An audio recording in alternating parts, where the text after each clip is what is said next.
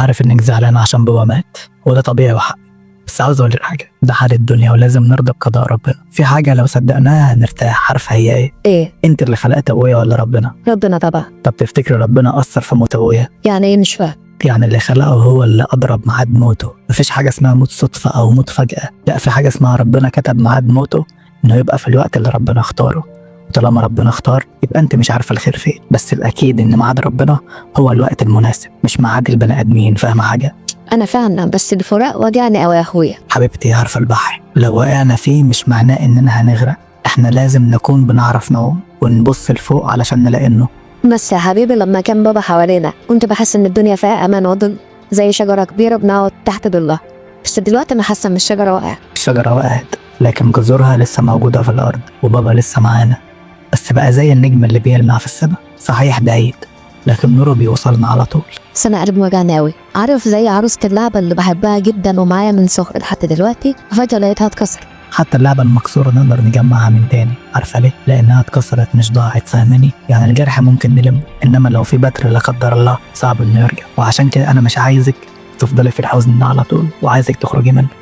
انا فاهماك، بس انا حاسه ان الحمل كبير قوي على كتفي، مش قادره اشيله. عارفة الحمار لما يشيل حاجة تقيلة طول الطريق بيفضل تعبان، لكن بيوصل في الآخر. عارفة ليه؟ ليه؟ عشان عنده صبر وقوة، فوصل في النهاية. عارف، كنت بحب لما بابا يجي ويحط ايده كده على راسي ويقول لي كلام حلو.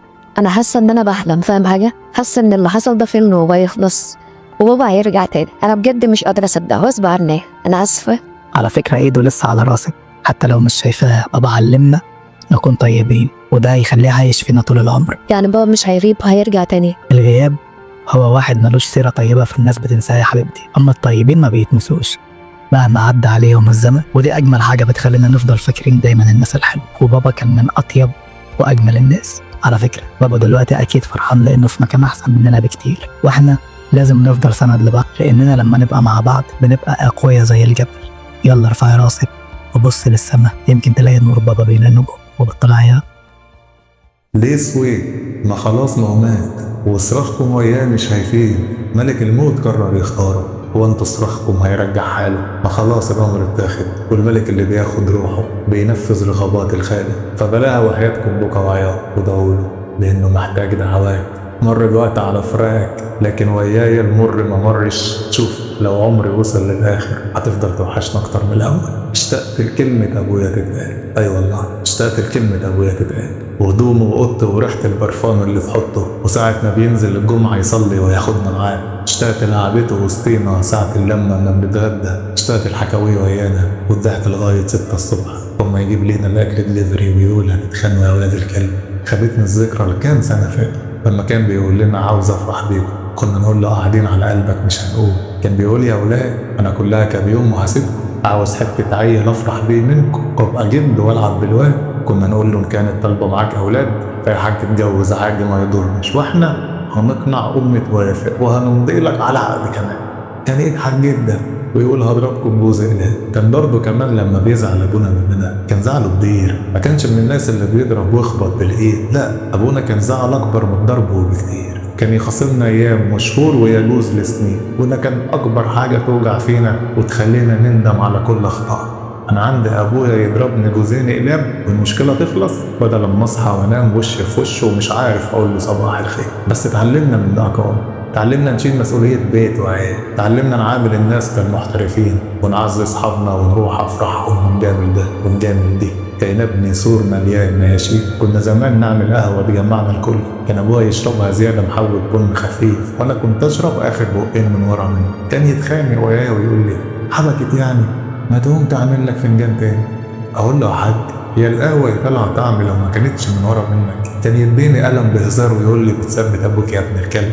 كنت بموت من كتر الضحك وانكش فيه واقول له يا حاج ملناش غيرك. كان يضحك جدا، كان يديني ورقه ب50 وازيد فيها واقول له يا عمرة كل جديد وقديم، فساعتها يقول لي هات ال50 واديني بدلها ورقه ب100. كان بكافئني زي العسكري والحرامي. كنا نحب هزاره وضحكه، كانت الدنيا سهله بسيطه ما فيهاش تعقيد. بس دلوقتي الدنيا اتقلبت.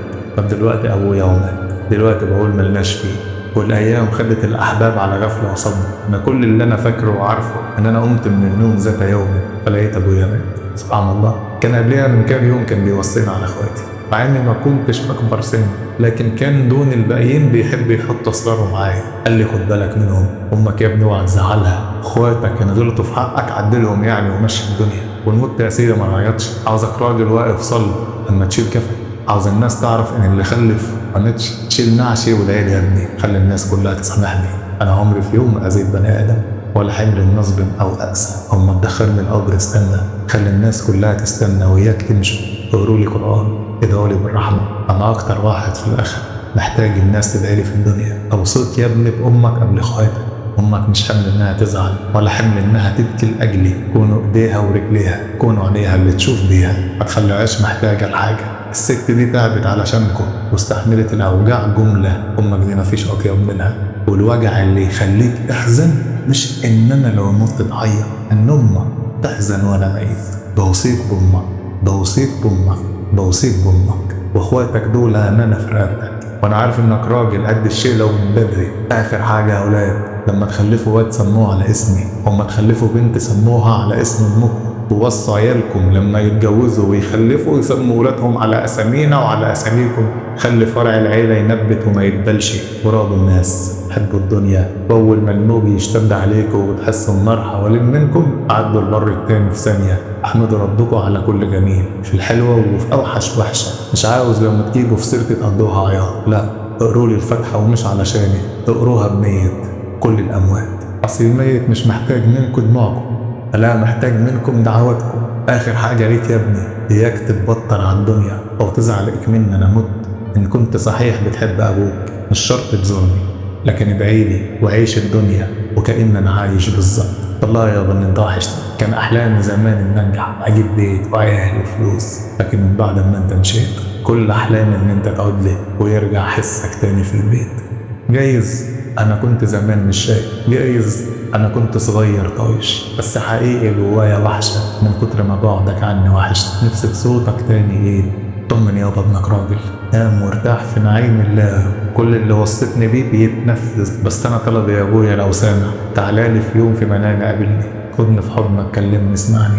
3 بالله ان انت وحشتني زي العطشان نفسه في ميه. والله يابا دايما على البال، دايما في البال، لا عمرك غبت ولا عقل في يوم خد منك رزق، ولحد اليوم ده على الموال. اشتقت لكلمة ابويا تتقال، اشتقت لكلمة ابويا تتقال.